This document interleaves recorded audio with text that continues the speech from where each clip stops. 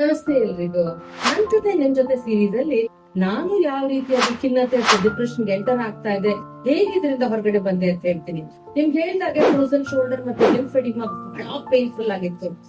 Almost everyday ಮಲಗ್ ಬಿಡ್ತಿದ್ದೆ. ಒಂದು 5 ಅವರ್ಸ್ ಹಗಲೊತ್ತಲ್ಲಿ ಮಲಗ್ತಾ ಇದ್ದೆ. ಯಾರ ಜೊತೆ ಮಾತಾಡಕ್ಕೂ ಇಷ್ಟ ಪಡ್ತಿರ್ಲಿಲ್ಲ. ಫೋನ್ ಯಾವಾಗ್ಲೂ ಸೈಲೆಂಟ್ ಅಲ್ಲಿ ಇರ್ತಾ ಇತ್ತು. ಸೊ ಹಾಗಿರುವಾಗ ನನ್ ಮಗಳು ಹೇಳಿದ್ಲು, ಅಮ್ಮ ನೀನಿಗೆ ಮಲಗ್ತಾ ಇದ್ರೆ ನೀನ್ ಮಲ್ಗೆ ಬಿಡ್ತೀಯ, ದಯವಿಟ್ಟು ನೀನ್ ಜಾಗ ಬದಲಾಯಿಸು ಅಂತ ಹೇಳಿದ್ಲು.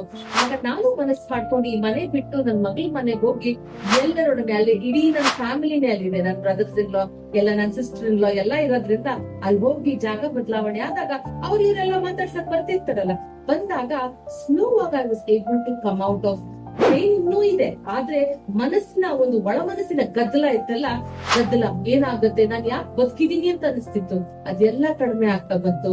ಜೀವನದ ಬಗ್ಗೆ ಶುರುವಾಯ್ತು. ದಯವಿಟ್ಟು ತೊಂದ್ರೆ ಇದ್ರೆ, ಮಾನಸಿಕವಾಗಿ ಏನೇ ತೊಂದ್ರೆ ಇದೆ, ನಾ ಹೆಲ್ತಿ ಮಾಡಿಕೊಂಡು ದಯವಿಟ್ಟು